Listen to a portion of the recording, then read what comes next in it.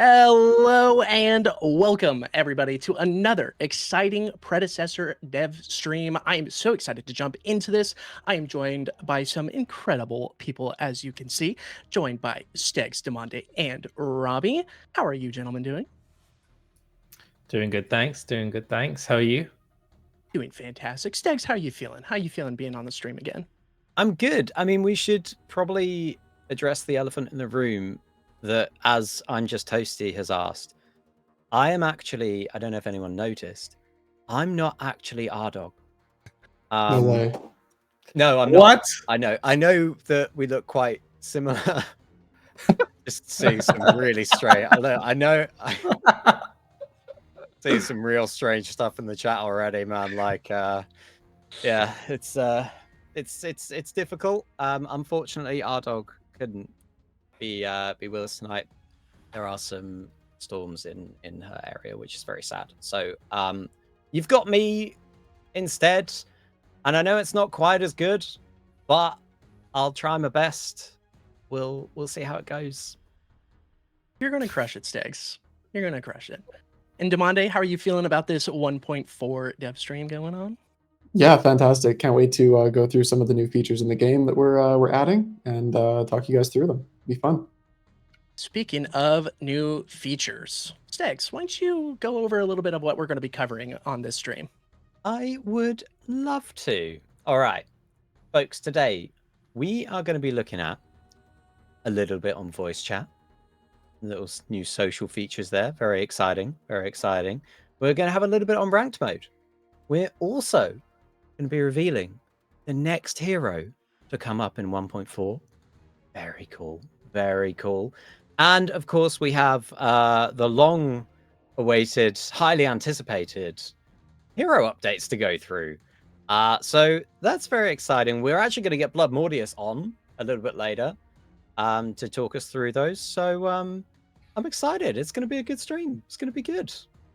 It's going to be really good. We are going to kick off Demonte, but later. We'll kick him off later, not right now. But I'm really excited. Speaking of Demonte, what has got you excited about this stream out of those things that Stegs has just told us about? I mean, honestly, probably the addition of voice chat is the single biggest thing. Like it's huge. Just the ability to speak to your friends. We'll get into it later, and even people that you don't know, make new friendships online. It's fantastic. And then the other thing would probably be the reworks to some of the heroes are quite massive. They can be, and they're a lot of fun to play. And I'm really excited for you guys to get to play them. So exciting. And Robbie, what are you excited about? Yeah, I think the voice chat's pretty cool because instead of typing in chat begging for my jungler to gank, I can now yell at him over voice chat, or he can yell at me. And yeah, I think the hero updates I'm really looking forward to because I think the team did a really great job. Some of the heroes that I felt were pretty dull or weren't really being played that much have been elevated quite a bit. I think Gadget is definitely one of them. So really excited. I really enjoy playing her now. So I think the team did a great job, and I can't wait to just play on live with everyone. And then also the fact that we have the battle pass coming as well. So now you get rewards for playing all the new stuff. So it'll be exciting. Spoiler, Robbie. Spoiler. Outrageous. Honestly, you can't get this guy anywhere. Oops. I don't know. The Ameta team, you guys have been spoiling a lot recently. We got the Opal store coming up. We got, the little the loot cores coming up. Kind of exciting stuff. But we have been talking a lot about the voice chat. Now, I'm not going to expect that we can do the proximity chat, but it's still exciting to see the voice chat coming up. So let's actually talk about it a little bit. Robbie, why voice chat? Well, I think, as most of us know, playing competitive games, it's way more fun if you can communicate with people versus in the middle of the action, you got to pause, type your whole sentence out, and then go again. I really enjoy playing games with my friends. And so just being able to speak to them on voice is kind of the thing that makes gaming really fun to me. And what we want to enable is, one, that you can foster those relationships inside a predecessor. So if you find someone and you get on well, we want to be able to facilitate that. And two, when you're playing in ranked, for example, a lot of the games only allow you like single or duo, and so I think it's really important that you're able to communicate with your team. And obviously, it's very difficult if people are on different platforms. You can't invite them to Discord and such. So I think putting it into the game is gonna really help people just build those social relationships, and then also coordinate way better. And I think that's how predecessors, I think that's how predecessors are supposed to be enjoyed. Agreed. Very exciting features coming in to this. Now, Demande, we want to get a little bit of an insight on how this is going to work in Predecessor. How are we bringing voice chat into this game? Yeah, for sure. So there's a couple different options going on. So you'll enter the game, and then you'll be able to connect your account, your Discord account, to the client, and then but you don't have to actually. You can, and then that'll allow you to use your main Discord account. But we do just give you like a burner account if you choose not to, that you can use or not use.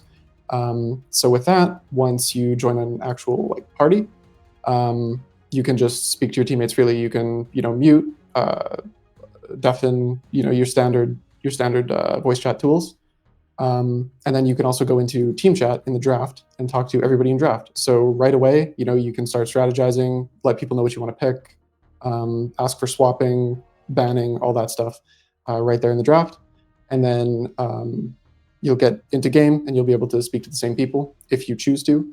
Again, if you don't choose to, it's all optional. And yeah, it's super convenient. We've got text chat as well, along with DMs. So you'll be able to DM your friends inside Predecessor, I believe, to outside in Discord, or the other way around. I think that works pretty seamlessly. And yeah, it's great. Like for example, we hold playtests, right? And we have to do cross-platform playtests because it's a cross-platform game. So we'll have people playing on like PC, Xbox, PlayStation. And I remember I was playing this one playtest. I was playing on PC, playing like Grux Jungle, and I have a Gideon mid playing on PS5, and like we both die in a fight. We respawn. The enemy's taking Fangtooth. We come on Don's side up to the back of the Fang pit, and he's like, "Yo, you want me to like portal you in? Do you have Hunt?" I'm like, "Yeah, sure, let's do it." And then he portals me in. We jump in. I steal it. He ults. I ult. We kill everyone. It's like that wouldn't happen without VC. So yeah, super useful tools. I think what's really cool is, so to be clear, basically we've partnered with Discord, and we are integrating a Discord solution inside the client. So we'll be one of the first people to integrate that. What that means is voice and text is powered by Discord. So the quality is basically Discord level quality, which I think is basically the best. But the cool thing is it's powered by Discord, but you don't even have to use Discord. So for people that don't want to link their account, they can just play as if it was a normal game with voice chat, and they never have to interact with the Discord functionality if they don't want to. Of course, if they do decide to link their account, they can now interact with people on Discord, and in future updates, it'll also pull your friends list from Discord so that you can invite people from your Discord right from Predecessor and vice versa. And also, if you're like me and my friends are always, we text over Discord, but I'm playing Predecessor and I don't want to like tab in and tab out, your DMs will come straight into Predecessor, and vice versa. You can reply to your friends without leaving Predecessor, and it'll go straight into Discord. So I think it's going to be really awesome. And there's even more things that we'll be adding, like rich presence, deep linking, which will allow you to invite friends straight to your party through Discord. So I think it's going to be really exciting. The start is just voice and text chat, and then we'll continue to build on that. So I think it's a really cool integration. And also it works across all platforms. So it works on PlayStation, Xbox, and PC. That's pretty huge. I don't know if you guys heard that in chat.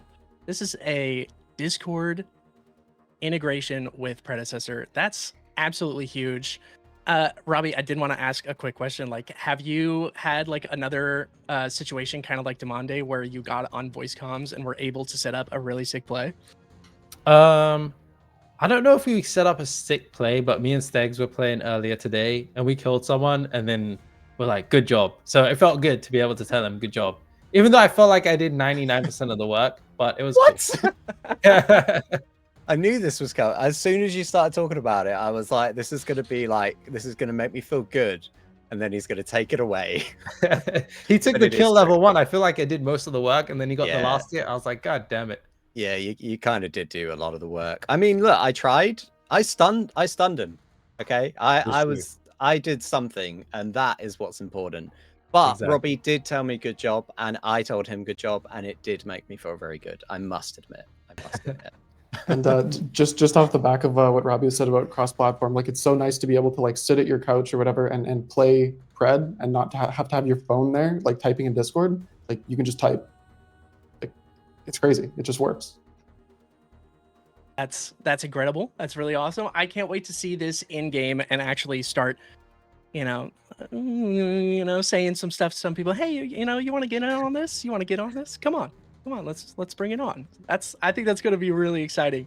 Now, Stegs, we have another cool thing popping up. What's going on next? We do have another very cool thing popping up. Up next, we are going to chat a little bit about the next battle pass. Ooh. Yeah, that's it. So, I mean, first question, Robbie Demonde. I don't know who wants to take this first. But can we expect a battle pass soon? Yeah, I mean, I could take it, or Demonde can, but go on, Robbie. Yeah, we're dropping a battle pass in 1.4, and I think Demonde can talk a little bit about kind of how that works. But it's also in conjunction with the loot cores that we mentioned that some of you guys may have heard about. So maybe Demonde, you can walk through the battle pass. Yeah, for sure. So we heard feedback on the last battle pass for Winterfest. Most people loved it. I mean, we were pretty proud of it. It was pretty awesome. There were a couple of complaints, namely the one where it was like kind of centered around Argus. That's like, what if you don't like Argus? Fair point. So we've decided to kind of try to fix that part of the battle pass, and part of that are the loot cores that we've added. So we've added a ton of loot cores into the battle pass, both on the freed side and paid side, I believe. And hopefully that should allow everybody to get something that they want. This is in conjunction with the Opal store, right? So if you are opening a ton of these cores, you will be getting some opals, be able to choose kind of what you want, instead of us kind of giving you a curated solution. That being said, this is also a longer battle pass. So this is a 60 level battle pass, which is, I believe, double from the size of our last one, which is quite huge. And you can see there that, yeah, I'm not sure if we've leaked these skins yet, but yeah, that's there's these Shadow Ops Seraph skins. This is a Shadow Ops themed battle pass. Yeah. And it's you, Robbie. If you want to say anything else? Oh yeah, I mean, I think you covered most of it. I think just to reiterate on that point was, I'm not that much of an Argus enjoyer, so the battle pass in Christmas was cool, but I feel like if you didn't really enjoy the heroes that were there, it may have been a little disappointing. But at least here, with the addition of the loot cores, you can get stuff for your heroes, and then also the addition of the opal currency. You can get some really cool skins that are quite exclusive through that as well. So hopefully there's something for everyone in this battle pass, both on the free and paid side. And then I think the team just did an amazing job on the Shadow Ops theme. So there's a bunch of skins there that are Shadow Ops themed, based on I think it's Twin Blast was the original Shadow Ops that people really loved. So I think the Seraph skin here looks pretty awesome. I still use the Shadow Ops Twin Blast skin, maybe because that's the only one I have for him, but I still use it. And I'm excited to see these ones in the game. So, I mean, you guys like look around in the battle pass over here, you might see a little bit of sneaks here and there, but really exciting. Stegs, do you have anything else about the battle pass? I don't. I'm generally just excited about it. The thing for me is like the whole community feedback thing. Like we saw a lot of people giving us feedback on the Winterfest one, and I'm just, as a community manager, just generally super happy to have us take that feedback on board and put it into the next battle pass. I think it's going to be really, really cool, and I'm really looking forward to seeing what everyone thinks of it. Yeah, I think it's going to be really exciting. And two things I wanted to mention about the loot cores, which are, it's kind of tied to the battle pass. One is that we saw a lot of feedback when we announced the loot cores about the quantum cores, which are kind of the upgraded version of the iron core, that people didn't like that commons dropped in them. So we're going to be evaluating that feedback and kind of looking into potential changes there. I think that's a good example of, we want to try and share things with you guys as soon as possible, and then you guys can give us feedback, and then we can adjust based on the feedback that you guys share with us. So we're definitely looking at that. The other one was, people asked about the iron cores. You can basically log in each day and buy an iron core with amber, so completely for free, just by playing the game. It's a small amount of amber, so it's nothing large. We'll share more details on specific values later, but it's a very tiny amount of amber. So Beautiful. hopefully that answers people's questions. Beautiful. So we're getting loot cores, we're getting a battle pass, we have stuff to grind, we have daily stuff to get. Really exciting stuff. So we have things to grind, everybody. Speaking of things to grind, I mean, everyone loves to grind ranked mode, right? Ranked mode is one of those things that we love to get into, grind it out, get as high as we can. Let's talk about that a little bit. Let's get into the ranked mode here, because I know a lot of people are on the edge of their seats waiting for it. Robbie, tell us a little bit about it. Sure. So with ranked, we're planning on making a few improvements to rank mode, which Derek will touch on. So we're looking at season 1 to potentially start with 1.5. And the main reason for that is with 1.4, as you guys will see, we're making pretty massive changes to the game, and a lot of heroes are being adjusted. And so we want a bit of time for the dust to settle before we begin the next ranked season, because of how big these changes are. And we're also planning to do another ranked 24/7 test with the start of season 1.5. And as with our previous test, we saw some issues that we wanted to address, particularly around match quality and queue times. So this will just give us a bit more time to make sure that we're addressing some of those issues, so that we can ensure the next test is going to be as successful as possible. But I'll let Demonde talk about some of the changes that we're planning to make. Yeah, thanks, Robbie. So we're planning on making a few changes around draft mainly. We found that people have issues with being able to declare the intent of what hero they want to play. Now, voice chat will help with this also, but we're adding an intent phase to draft. So you'll be able to hover the hero for 10 seconds that you want to play before anybody's able to ban. This should ensure that your teammates don't accidentally try to ban the hero that you want to play. Moreover, people left a lot of feedback around how banning actually works. So if one entire team chooses Feng Mao, the other entire team chooses Feng Mao, it can ban Feng Mao on both sides, right? And this can feel to both teams like they wasted their ban. So to fix this, we've actually added a second ban to both teams and made it snake draft for bans. So the first team will ban, then the second team will vote, then the first team will vote again, and the second team will vote again. So you'll have 4 unique bans every game, never have a wasted ban, and then you'll be able to get into draft from there. So as Robbie said, 1.5 is the target for the start of season 1.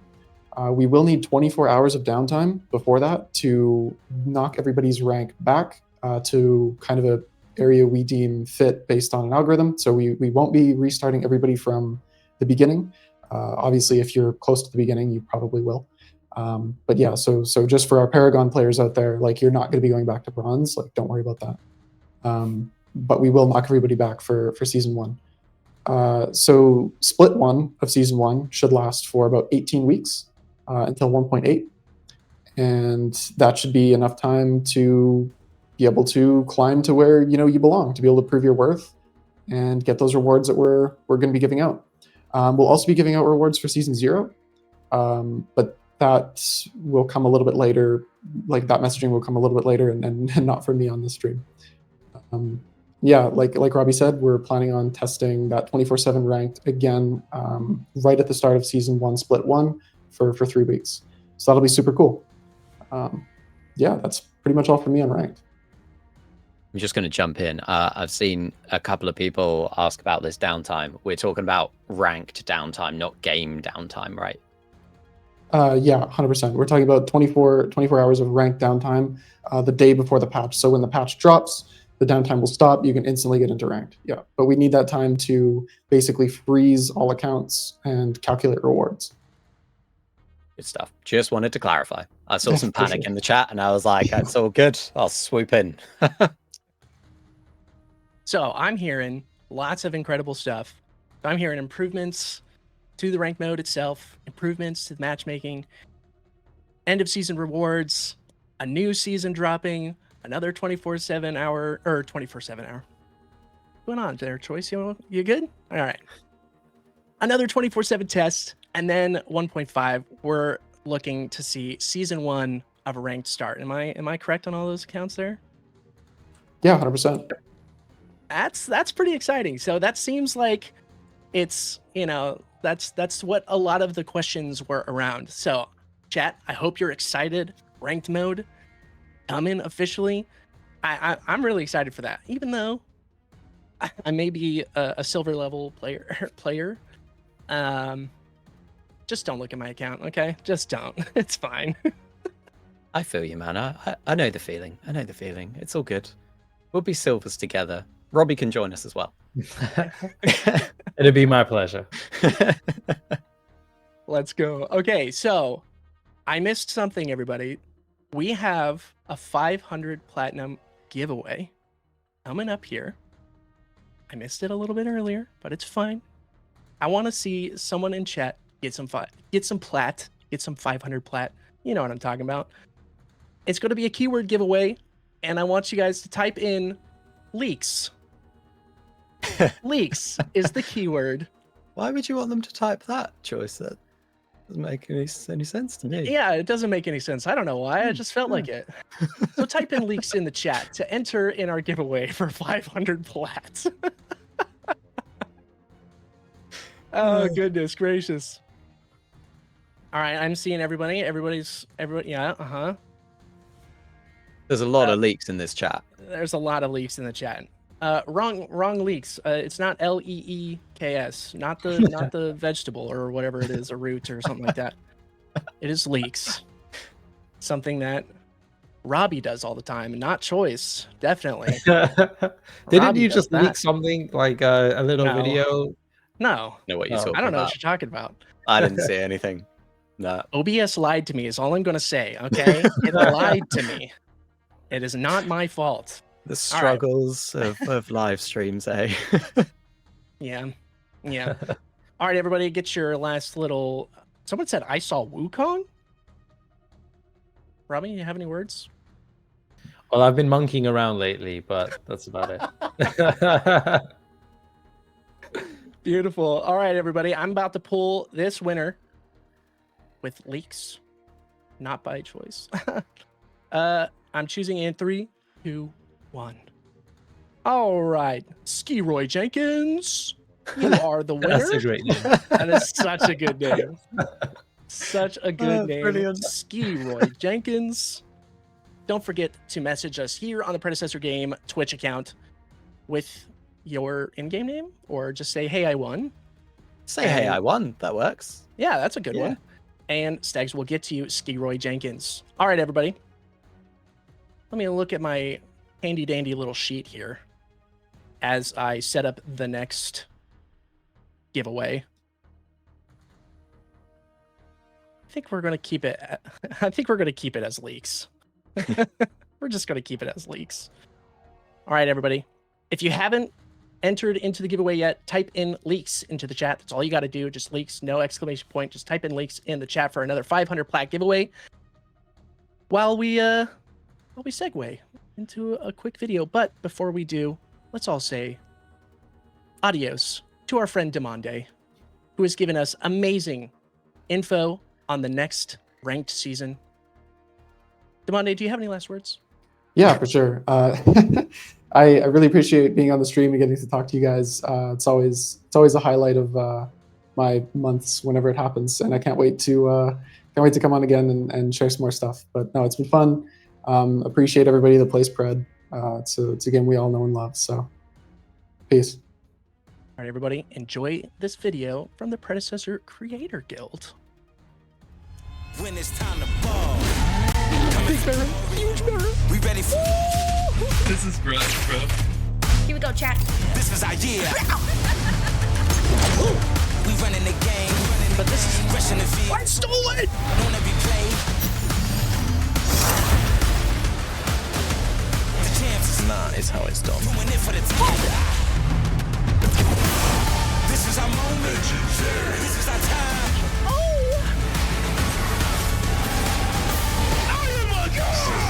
Oh my gosh, I'm just built different.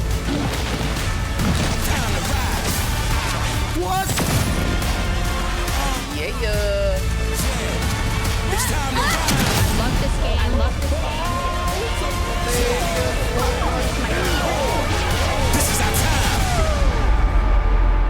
It's our time.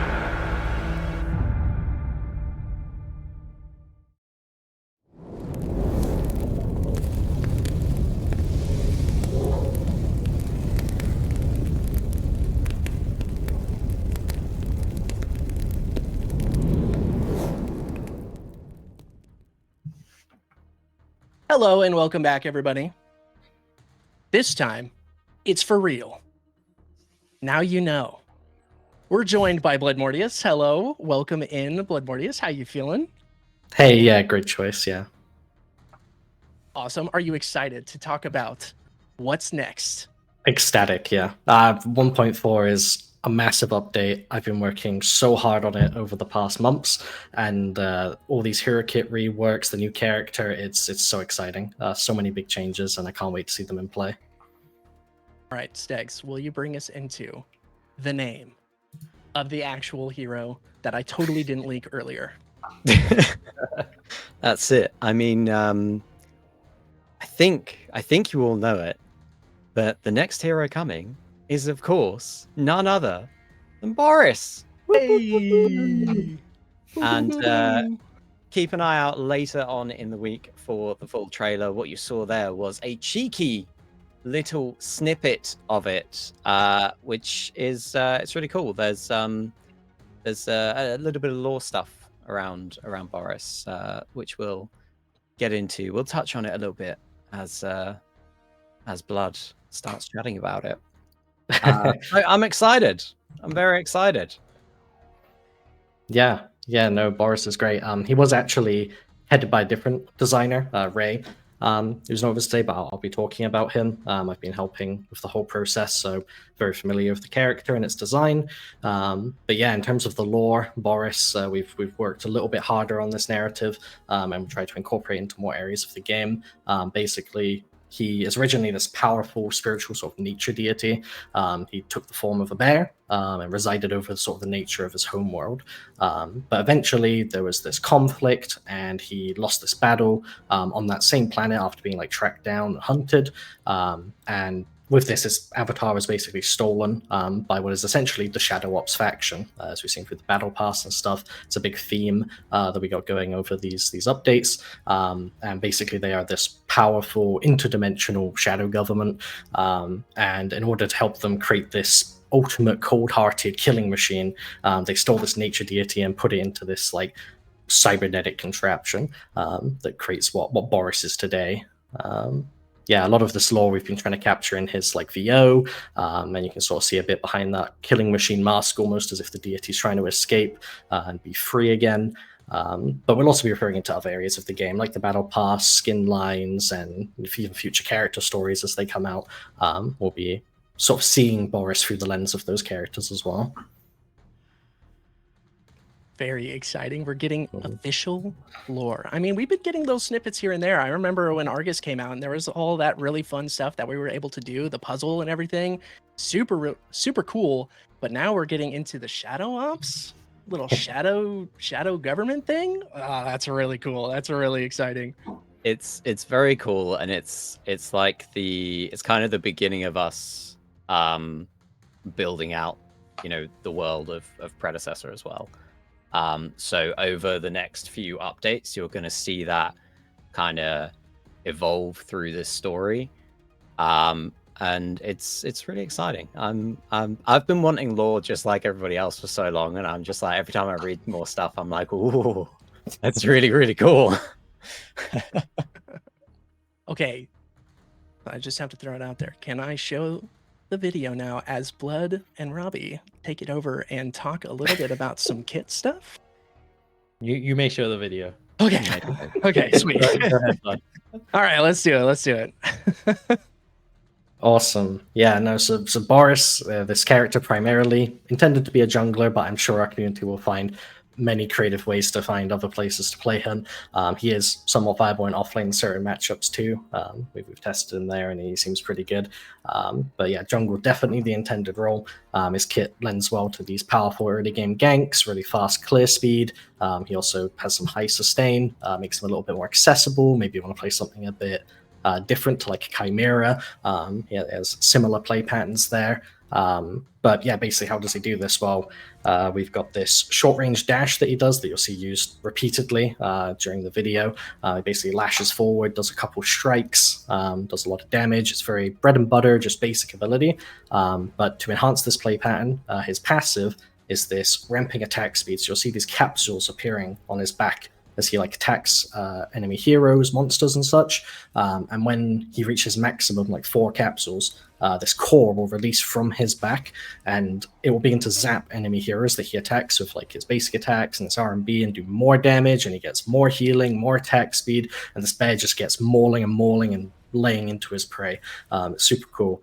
And then as for these like early ganks, his Q ability, he basically sniffs, and in this large cone that goes forward, he's able to find the closest target and he marks them, so they're actually able to see that he's marked them. So there's a bit of counterplay there. You can try and escape him, but try is the key word there, because he's going to run at you with extreme speeds unlike we've ever seen in Predecessor before, and attempt to dash onto you and maul you. So you'll see him running really, really fast. These early ganks are quite scary. Make sure you ward deep into the enemy Boris's jungle, catch him on his camps, otherwise you're going to be surprised by a bear sprinting at you at Mach 10. He's also got his E ability. This is a really cool one. So basically you gain a bunch of DR, like this shield.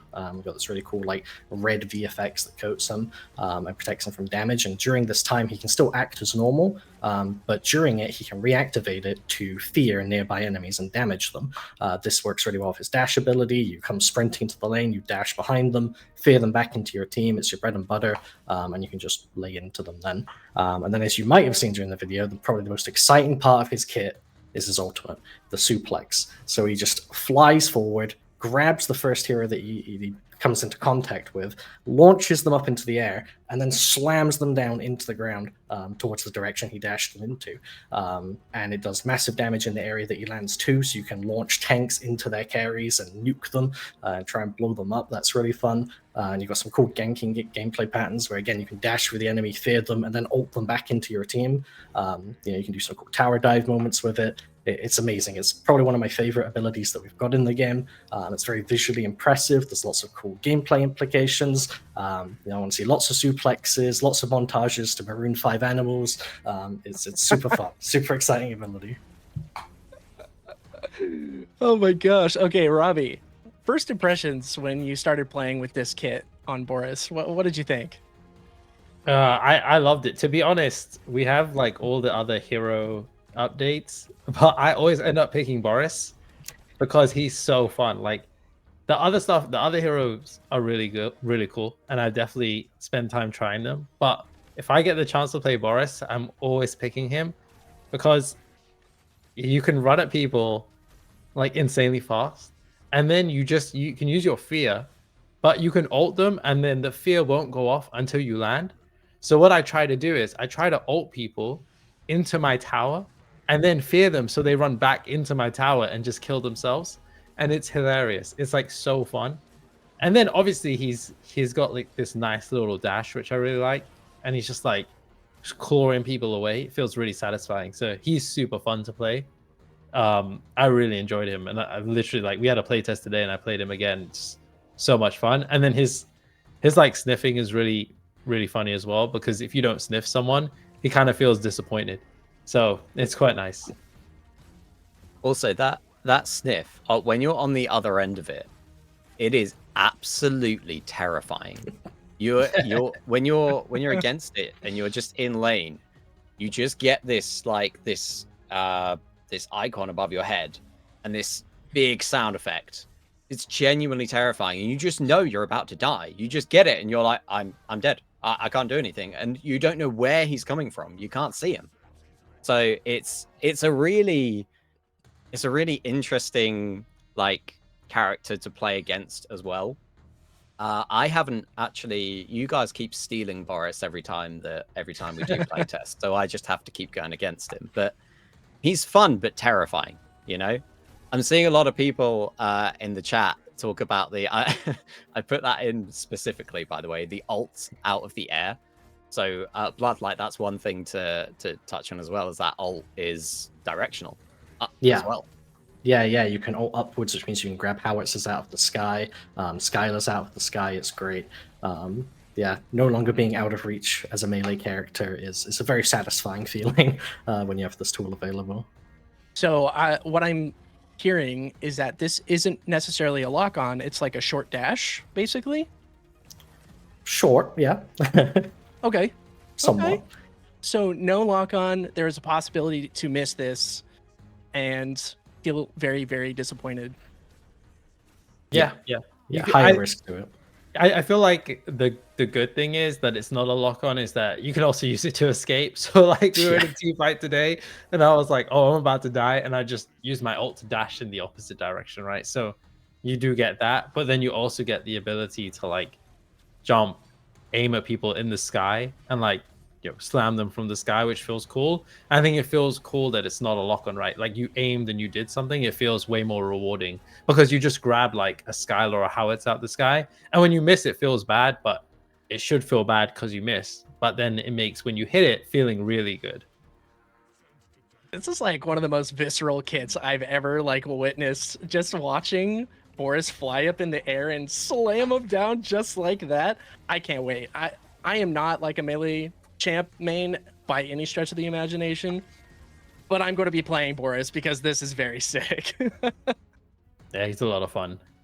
Yeah, no, I've seen some amazing moments during his testing. I think one of my favorite, just talking on that fear idea of how terrifying it is to play against him, was actually a Morn and a Boris on the same team, and the darkness came in on the enemy Sparrow, the mark was on her, and this bear just comes sprinting out the darkness straight into her and just suplexes her, and it's one of the funniest things. I've just got it embedded in my head. It's so good. That's so good. This also introduces another mechanic technically into the game. We got mesmerized with Morn in the last one, and now we're getting a fear. So you've got a pull in and a push out. That's we're starting to see some really interesting and exciting mechanics jump into Predecessor. How does it feel to like ship these new mechanics into the game and see them play out? It's nice to differentiate the CC a little bit. It really makes the character feel a bit more unique and it's a bit more thematic to him. Again, just leans to this idea this bear is terrifying. Your character literally has to run away from him, which is really awesome. And yeah, with the mesmerize logic sort of worked on for Morn, it was much easier to then go about putting the fear in the game. But of course, we did also have the challenge of figuring out the grab and how he launches you up into the air. That was quite a tricky part to figure out too. So that's like another new mechanic the character introduces, which is really fun. I could probably watch that all day. That was so stinking cool. So good. Oh my gosh. Oh, okay. Well, I'm thoroughly fleshed because I can't wait to play this character. So we're expecting to see Boris drop next week, right? That's when 1.4 drops. Yep. It's not next week, it's the week after. A week after? Okay. Yes.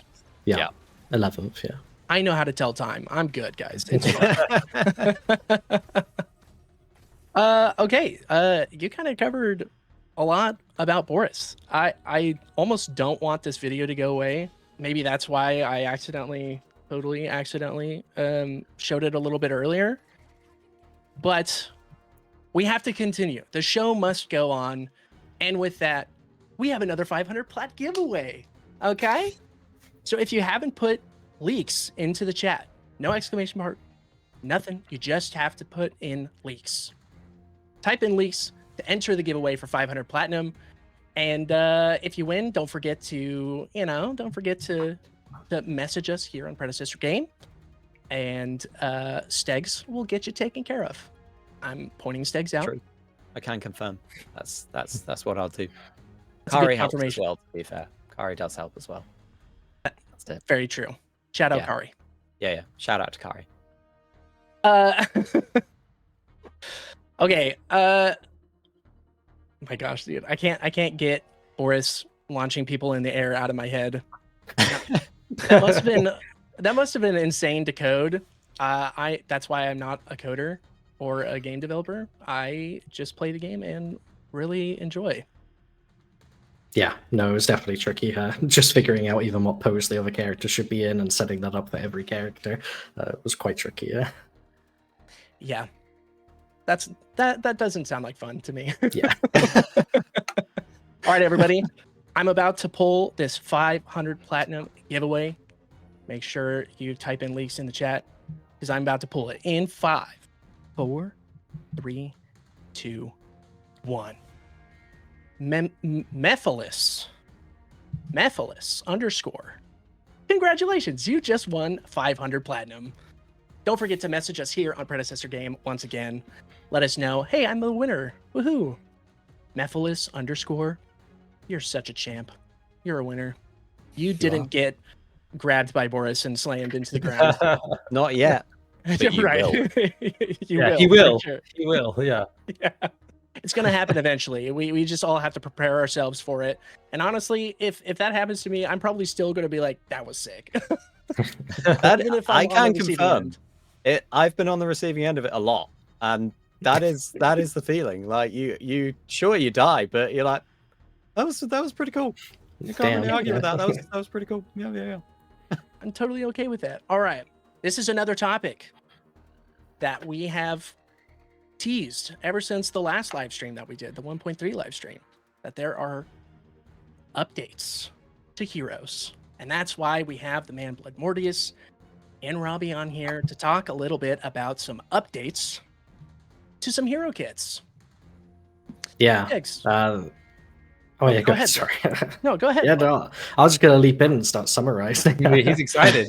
Yeah, Oh, yeah, no, he's is in it- there. He's yeah, ready. no, Do it, I've been ready Blood. to Go talk about for this. it. You don't for need months. us. We'll sit back. We'll sit here. Yeah, we'll take a 15-minute break and you we'll go ahead. get a drink of water.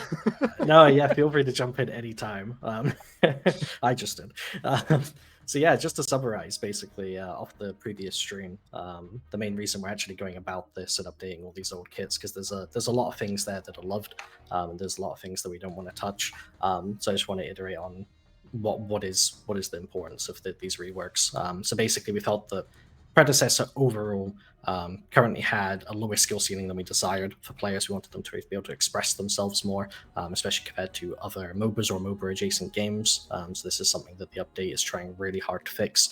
A large part of this was our hero kits just lacking a bit of depth and a bit of like mastery and extension of the player. And you basically couldn't become extremely powerful through the heroes like mechanics themselves. So we want to elevate these to be a bit more competitive and reinforce what the game is strong at. This means the sort of patch is focused on the strengths of our existing characters, reinforce those, fulfill those power fantasies, your play styles, your personalities, and basically increase the attachment to your characters and the game as a whole. This we're going about with across the board buffs pretty much. There are some nerfs here and there, but we're emphasizing doubling down on what makes each hero really unique, whether that's through more impactful abilities or tuning their numbers specifically to really amplify their strengths. This also does mean, as I said, emphasizing some weaknesses in certain areas to make sure the hero doesn't cover as much ground as it might otherwise currently do, and this helps just keep our roster a little bit more unique. So, Blood, how many heroes have been changed? Yeah, every single hero. Every single hero. Yeah, every single hero has been touched in some way, even the newer ones, though regardless, those are mostly numbers. We have sort of been slowly power creeping the game a bit. People felt it a bit with Zinx and Morn. They've got quite a lot of strength to their kits mechanically, so we didn't need to tweak these as much as the other characters. Some of them, like those and maybe like Argus or something, we're emphasizing minor changes. So Argus is just a very quick example where we're emphasizing like his ramping damage and some of his utility, and retaining his strong scaling. But he is generally a bit of a shorter range mage in order to access all that damage, and that's where his strengths and weaknesses will come in. And we're simply doing number changes to achieve that. There's no large mechanical changes other than maybe like some ability radiuses, like his explosion on his Q and things like this, getting tweaked. Some have larger tweaks. Howitz is an example where we're adding like a mechanic to his R2000 missile, where direct hits will do bonus damage. This will just reward the skill and the best things about playing Howitzer, which is just firing tons of missiles from afar, and the more accurate you are, the better you are, more rewarded you are. So we're looking into these kind of things. And then we have the really fun changes, the larger changes. Heroes like Bellica, for example, getting almost every ability changed in some way, passives reworked, and even some cases a brand new ability. So yeah, I think we're going to be diving into examples of some of those larger changes right now. Oh yeah, absolutely. We're going to be starting a little bit with Ling Mao. Let's talk about the assassin. Yeah, talk about the assassin thing now. More specifically, we've been trying to emphasize that strength with him. He's obviously had some of that bruiser identity borrowed and brought over from Paragon, and that's something that we wanted to adjust and fix for. The further we lend into his strengths, the easier it becomes to actually counterplay and play around the character. So one of the big things we've done here is his Q is now a spell shield rather than like a health shield. It doesn't protect you anymore. The most important part about this is that his shorter trades and these like more broad durability effects are now gone from his kit, and this spell shield provides something that's a little bit harder to use but gives him very high reward. So going to the higher risk gameplay that assassins are usually used to. And for popping it, he actually gets increased power and move speed for a temporary amount of time. So this is something that will massively benefit him and reward him if he's able to execute it on like enemy CC as he dives in to assassinate a target. One of the biggest parts about him is he has a brand new passive. We've gotten rid of the basic attack current health enhancement. Instead, we are doing a unique hero takedown passive. So this is something where you want to go kill once everyone on the map, and this will give you increased physical power permanently. So once you've killed once everyone on the map, you're getting like 20% increased physical power. It's a ton of damage. It's something you want to seek to do. You want to spread your presence across the map, and it further emphasizes his strength as an assassin jungler. He still has presence in offlane. He can still be strong there. He gets it in intervals of 1, 3, and 5 unique takedowns. So this means in offlane you can still get your first takedown, and as you hit the mid game, you can gank mid lane, you can kill the jungler, get 3, and then later on you can pick up the last 2 if you need to. Smaller changes, like his E now does damage over 2 instances rather than 1.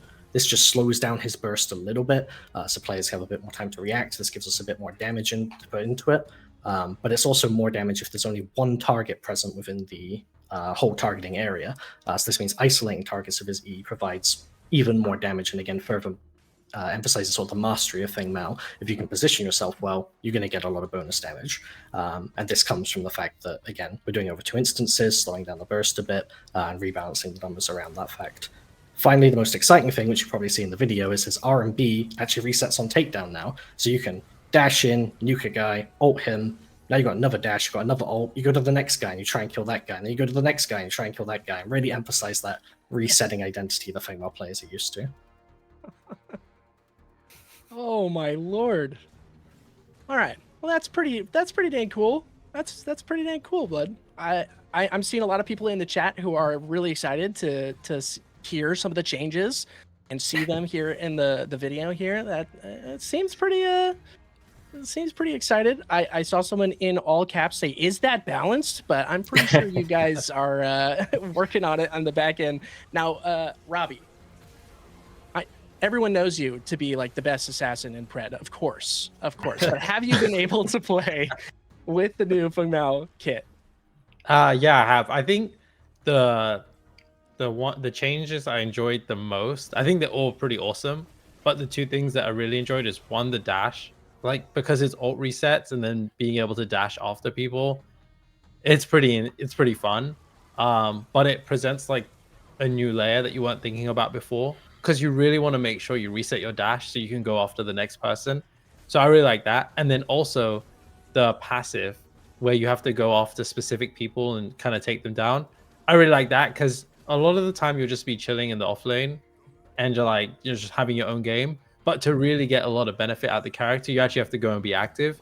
And I think that's what Blood is really trying to encourage here. Is like, okay, you can just split push and do your thing if you want, but if you really want to utilize this character, then there's a lot to this kit that you can get out of him. You kind of need to go and get active. And I think that's what the game should be about, right? It should be about interacting with other heroes, having a presence on the map. And so I really like these changes. And I think people are going to have a lot of fun. It also, I think people are saying it's broken, but it's also a little harder. Like, it's not as easy as it looks to reset the dash all the time. So I think it does add a bit more depth to the character too. We just make it look good in the trailer.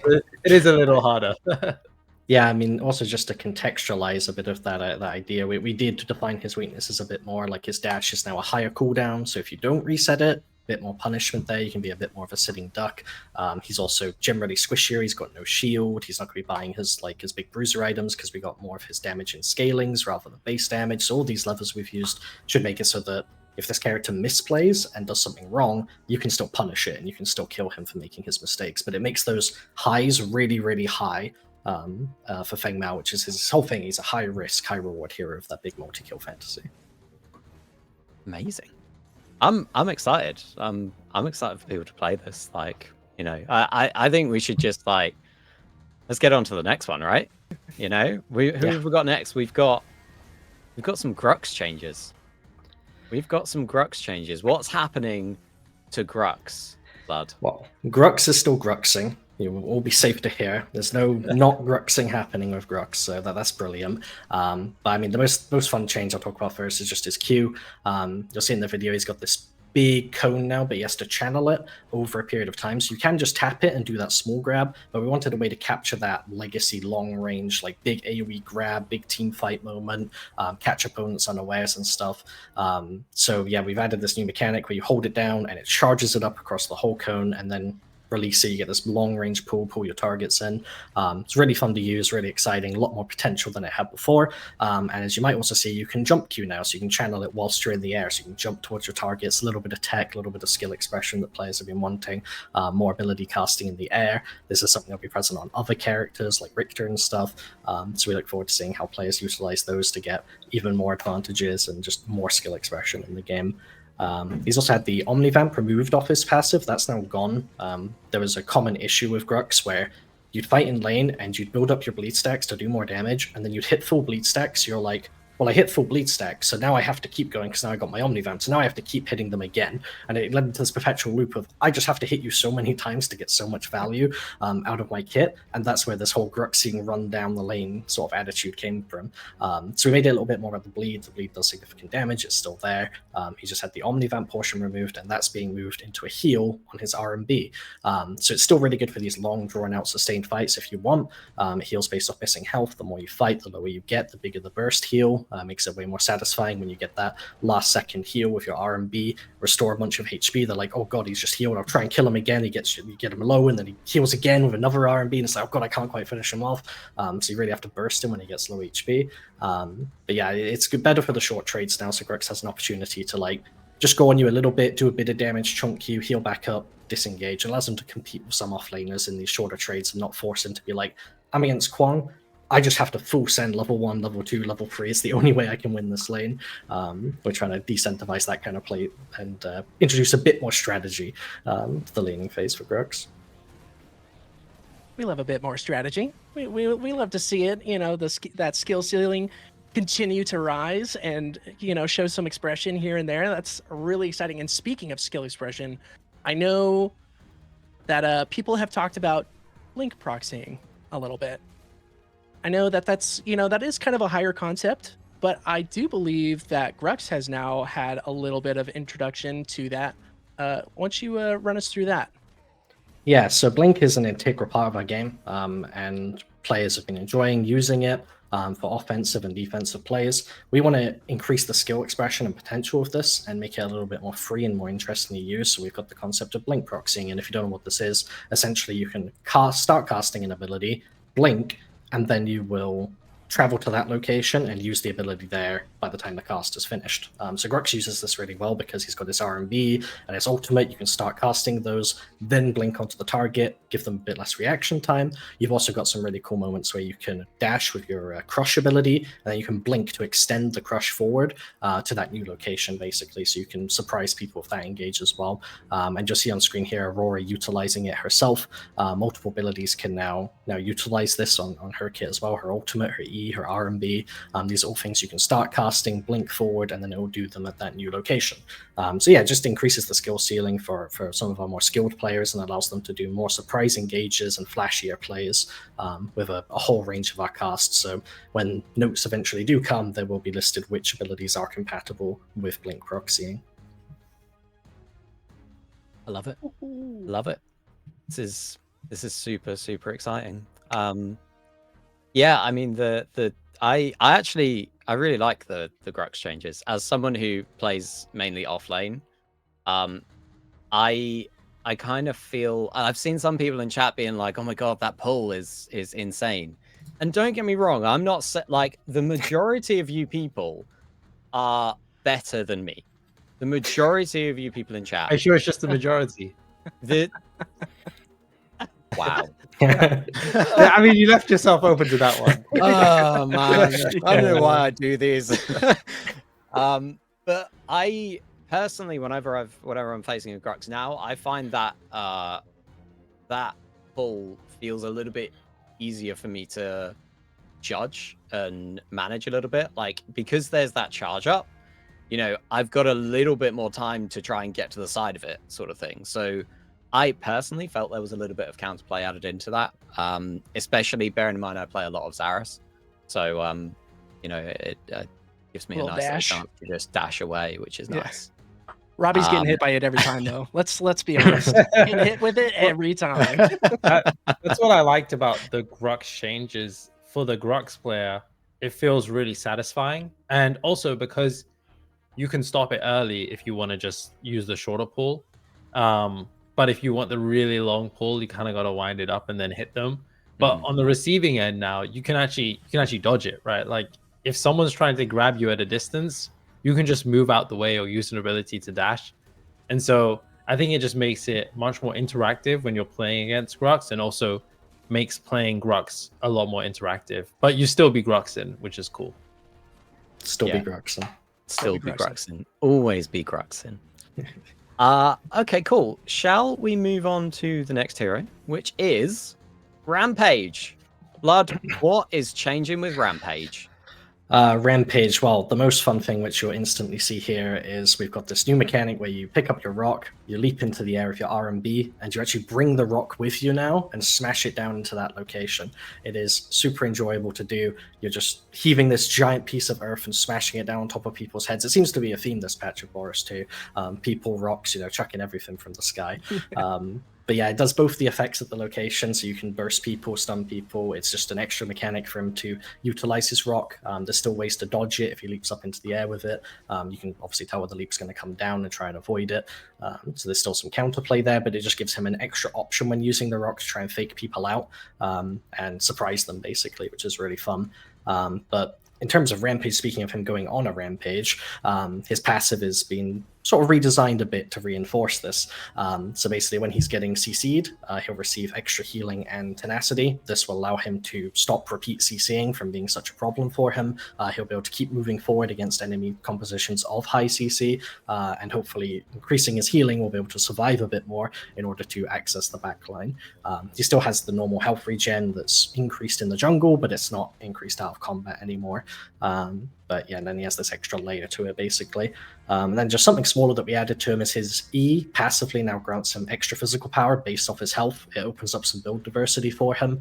We want him to be able to dip into these tank options and still be able to utilize all his damage scalings and such. We don't really have a lot of physical power tank itemization. It's something we might look into in future. But for now, we basically want to be able to either build Bruiser, get a lot of value out of that, and he's tuned around that. Obviously being squishier about the armor, but if he builds tank, he won't be losing out on too much damage now, and you should be able to see some fun builds opening up with large HP stacking to give you a lot of damage on Rampage.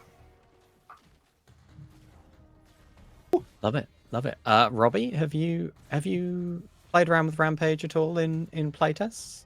I haven't played him in a playtest, unfortunately, but I did play with him in the editor, and I found the rock change pretty cool. Like, I'm pretty scared of Rampage now. Like, he's just jumping out of nowhere with a rock on me, and I'm stunned. So yeah, he's definitely a bit more frightening now. So I'm a little worried for myself. But it's a lot of fun to grab the rock and then like slam dunk on people. Feels quite nice. We love the slam dunks. We love it. And I mean, we are on the theme of kind of like fear a little bit, like Blood was talking about earlier, because coming up next, I do believe, is Kalari, another assassin, another spooky little character to go up against. Blood, take us through this. Yeah, Clary has quite a lot of big changes coming in. So obviously, when we ported over from Paragon, we added this new ability, the Death Mark. But we never felt it was like a fully suitable replacement for how the character could play. It didn't fulfill her play fantasy as much as we wanted to. It was just sort of what we had with the resources at the time, and now that we've got a little bit more, we've decided to shift things around a bit and be a bit more creative. So her Death Mark is now part of her passive. She still has her triple jump, but she's able to passively apply Death Mark to a target. She can only have one applied at a time, so you have to make sure you choose your target carefully, and it does have a per target cooldown, so you can't just keep repeat applying it after it pops. So yeah, that's now moved there. Her new ability on E, she basically launches up into the sky, and then she can choose a target nearby to dash straight towards. And the damage of this is increased based on whether she has the Death Mark applied. So you come in, you throw your dagger at the target, you jump up into the air, you jump onto the target, and you start attacking them and trying to assassinate them. It's really cool. It's a really fun new ability. It adds like this vertical aspect to the kit that is only improved by her triple jump. You can do some crazy things where you triple jump into the air, then E into the air and jump onto a target. You can E into the air, cancel the E, triple jump away, and you can stealth during all this. You can try and be elusive with targets. So you've emphasized her vertical mobility quite a lot. There's like a lot of cool little maneuvers you can do with this. Her stealth itself no longer actually provides an enhanced basic attack. We're sort of reinforcing the gameplay pattern that we want you to stealth near targets, but not onto them. So you want to throw daggers at them from afar. So we got rid of that mechanic. It still does a basic attack reset for jungle if you want to use it that way. But yeah, we reworked that a little bit.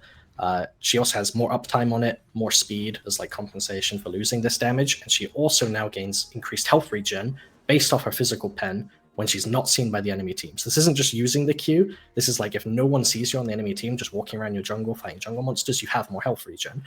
In the late game, this is quite a lot. Early game, it's just a bit to help you sustain the jungle, help her clear. She does struggle a little bit in the early game because she has like no AoE abilities in order to clear the jungle with.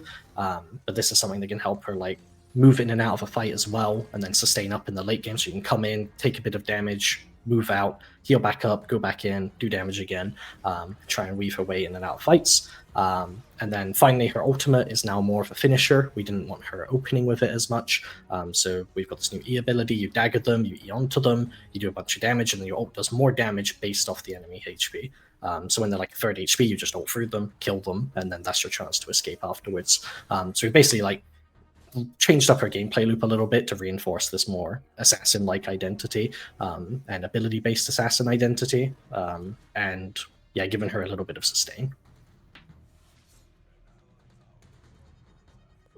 I'm scared. I'm scared. As an ADC main, and not a very good one, I'm scared. Okay, thanks, Blood. Thanks for that. No problem. Robbie, I know, once again, you are the assassin master here. How do you feel about Kalari's kit? Yeah, I think it's a lot of fun. Like, the new E ability is a ton of fun. I definitely have been enjoying her a lot more. She feels a lot more, I think this is kind of the theme as well, is just to make heroes feel more interactive. Like, there's more things that you can do with them. So I feel like she's a lot of fun. I also feel like on the receiving end, she also scares me quite a bit because she can be very elusive. So yeah, I think she's going to be very interesting for people to play. I think they're going to enjoy her, but you also now have to really think about how you're going to play against the Kalari, which I think you should. Like, a good Kalari is probably going to be a big problem, but there's definitely ways that you can counter her. for example, Mm. just ban in ranked, right? That's my counter. Always an option, yeah. Well, also, we're also seeing, we're only showcasing some changes here, right? So you're only seeing some of the stuff that may look very OP, but you haven't seen the other stuff as well. So you kind of got to look at it in context as well. That's it. Very, very true. Yeah. Okay. Shall we jump to the next hero? We've got 2 more to show off. Because obviously, we don't want to reveal everything. Gotta leave some stuff for the next couple of weeks. So next up, we have everyone's favorite, Belica. Blood, what's happening with Belica? Yeah, so quite a lot of changes for Belica. As I mentioned before, quite a large kit rework in that regard.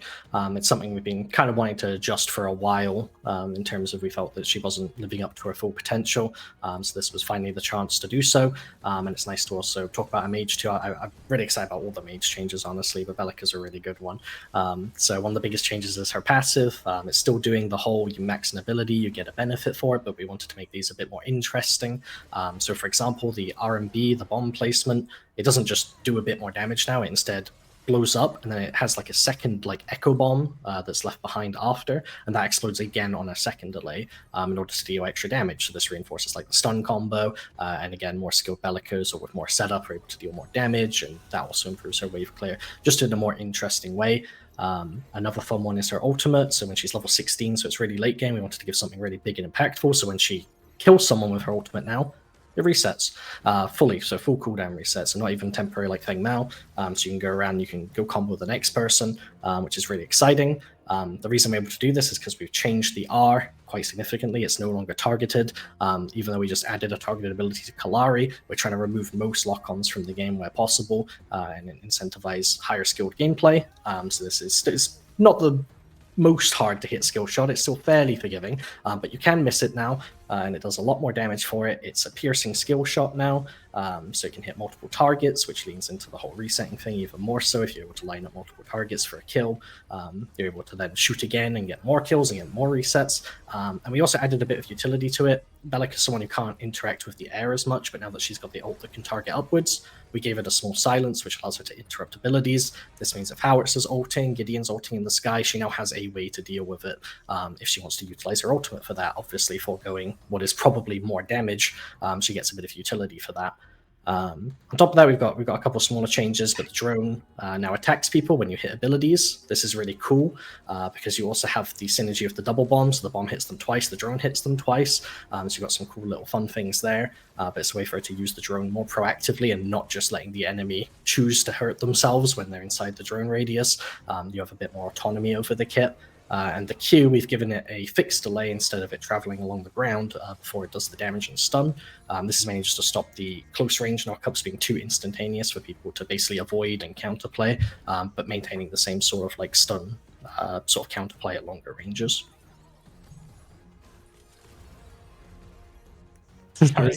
Sorry, I'm just watching. I'm just watching, and this is great. I was reading chat when Declan said the alt reset, and then I don't think people realized it's not a lock-on anymore. So everyone was like, "This is horrible," and then when said it's not a lock-on, people were like, "W change."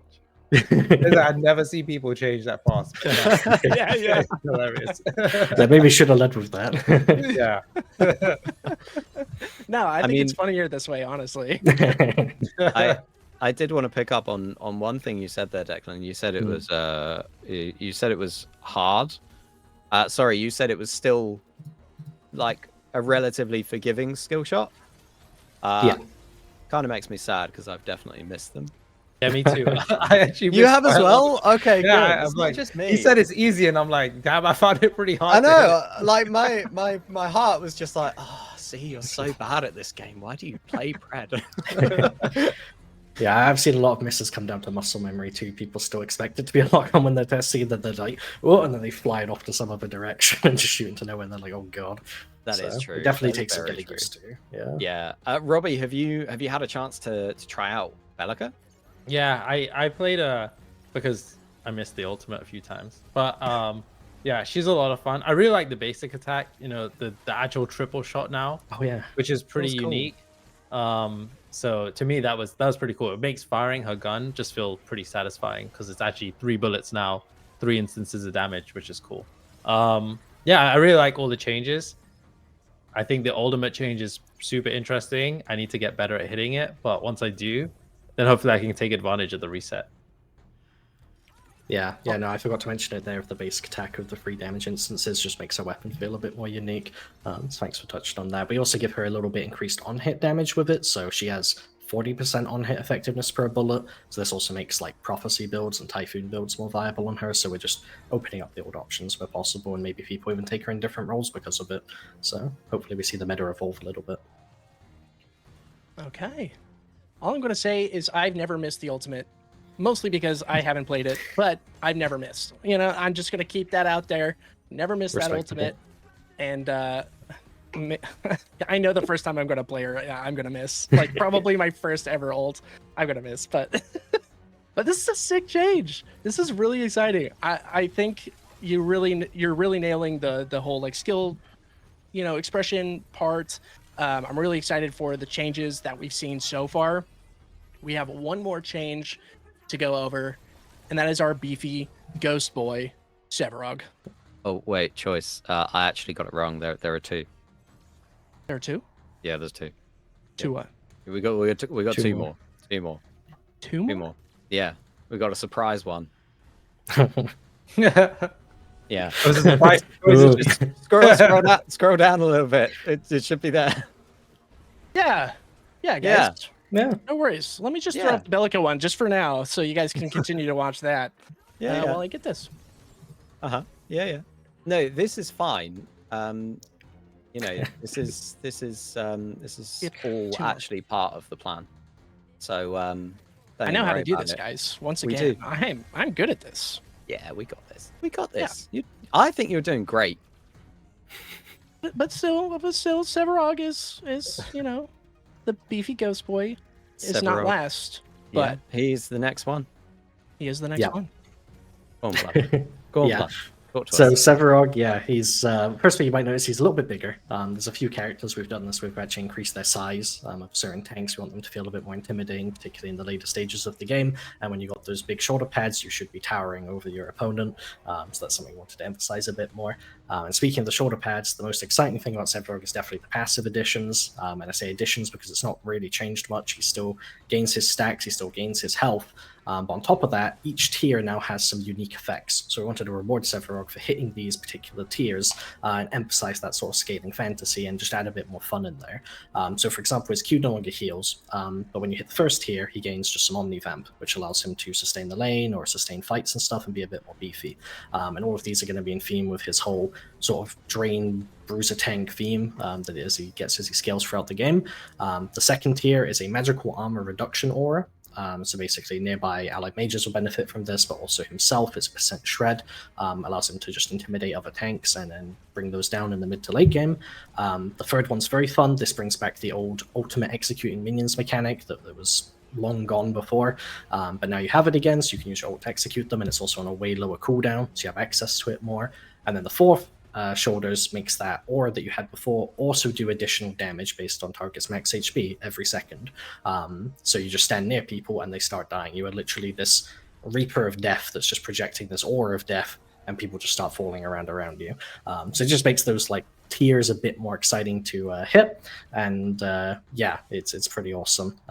He also has the dash damage now, so basically when he dashes through someone, we want to make the ability a bit more interesting. It does some damage based off his health, and it slows the target, so we removed the slow off the root, moved it to here, splits up his CC a bit, splits up his tools, and it's also just nice for when you dash through someone to set up your ult, you're less likely, like, you know, Stegs, maybe you might whiff it if you dash through them and ult them. Now you've got a slow to help you set it up, and maybe you'll land those a bit more consistently. Now Blood's bullying me. Blood's like the nicest person I know, and now Robbie's got Blood bullying me as well. I had to join in. Oh, brilliant. Robbie, have you enjoyed Sevarog recently? Yeah. I think I played him quite early on when we made the changes. I really like the additions to his passive. It feels like not only do you get like that visual change, but you're getting like this meaningful change, making progression throughout the game on stacking things. So I really like it. Also, he's pretty massive. Like, he's pretty massive at full stacks, and he takes a lot of screen space. which I think is really cool because one, he has a bigger hitbox, so he can soak up more damage for your team. But two, he just feels like so big when you're like trying to, especially against an Argus, when you're beating down on an Argus, it's hilarious. Like it really fills the fantasy of like, you're this kind of reaper of souls because you're just towering over him, and so I love it. Yeah, me too. I really, really wish that we had a size comparison for 7 Argus now. I feel like maybe we'll throw something on Twitter for this. I think this needs to be done. Okay, somebody remind me tomorrow, and we'll do that. We'll do that. I like it. Awesome. So the last hero that we're going to be looking at, and I saw somebody in the chat say they've not shown any carries, and you're right, we didn't. But we're about to. We're going to show you Kira. So, Blood, talk us through the changes that are coming for Kira. Yeah, so Kira, our first original character, there were some bigger changes I wanted to sort of do for that. I felt that she should have almost already had from her initial conception. These are things that we did try out before, but the power budget average of level of heroes was just too low, and this is why 1.4 is so exciting, because we could raise that up and we can add all these things that we've wanted to see for so long.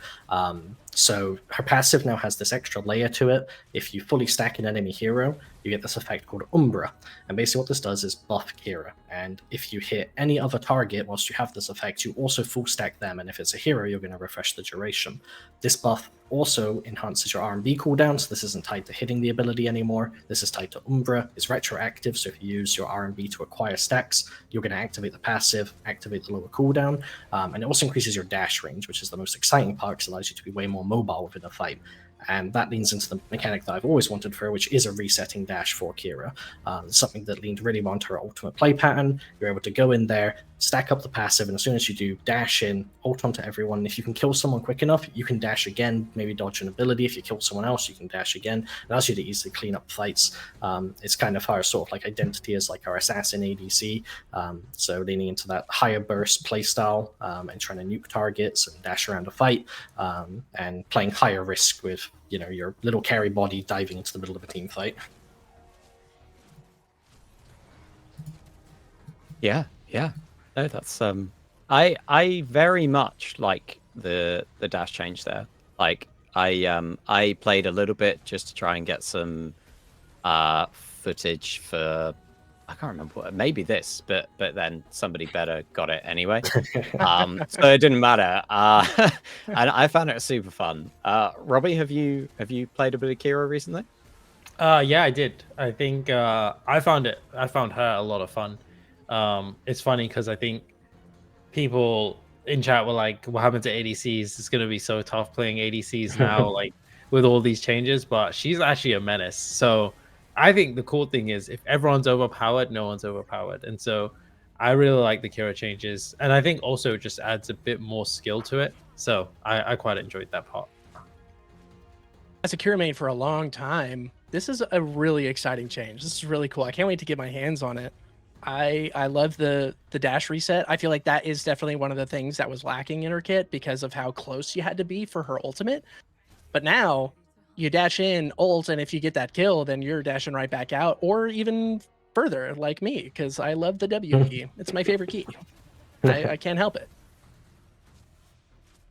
Yeah, no, it's great. These are basically like breadcrumbs compared to all the changes that are coming, as Robbie alluded to. Like all the carries are getting big changes. Murdoch, Sparrow, Grim, they're all super exciting, super fun. I can't wait for everyone to start playing them. There are tools and fun ideas for everyone to start diving into when the patch drops. That's it. And bear in mind, this is just the tip of the iceberg, right? There's changes to all heroes in 1.4. So I don't know how many we've shown. Like what, maybe 6, 7, 8? Can't count. Doesn't matter. I think but not. It's like 7. Not the majority. Yeah. So it's exciting. I'm very, very excited for people to get their hands on 1.4 in general. It's going to be really, really cool. Yeah, super excited. Yeah, it's gonna be a lot of fun. Well, that was a pretty beefy stream. Not gonna lie, we're an hour and a half in, and like you guys said, we're just scratching the surface. There's so much more to this patch, so much more to the future of Bread that you guys have been alluding to and have been, stoking a little bit of fire of excitement for these next couple of, patches and, just the future of Predecessor. This is absolutely, this is really exciting. I'm very happy with it. What about you guys? How you guys feel about it? Yeah, feel pretty excited. I think the guys did a really great job. This is just what 6 or 7 of the heroes, and there's like another 30 plus to go. So there's a lot of stuff in there, and then all the other things that the guys have been working on, from the Discord partnership to the battle pass and all the other stuff that's also in the patch. I think it's going to be a pretty exciting time to play Predecessor. So really looking forward to the patch, and I just can't wait to play it with everyone on live. Yeah, no, it's incredible. It's a huge patch, as you said, and as much as I love diving into like the battle pass and the big scary bear, just all the hero changes is going to make it so fun. I can't wait to see the amazing plays that people can do. Yeah, I'm just very excited to just consume content, basically. Stegs, how do you feel? I'm excited. I'm nervous because with the skill ceiling going up, I've got more work to do. But it's cool, we'll work on it. We'll get some coaching done. It'll be fine. It's going to be all right.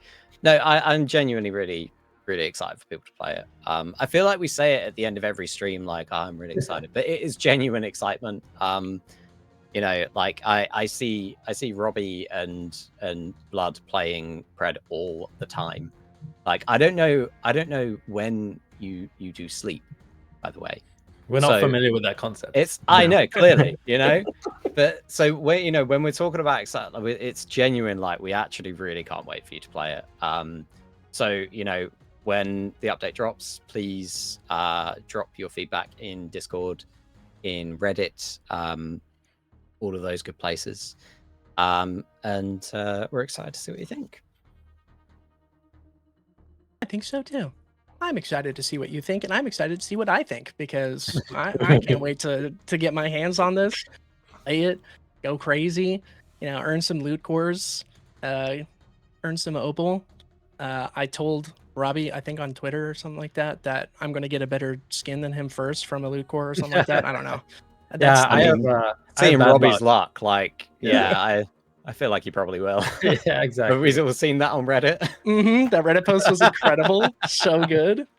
So I'm pretty sure I've got good odds. I've got good odds for sure. Well, thank you guys so much. Thank you everyone who tuned in. Thank you everyone who enjoyed the stream.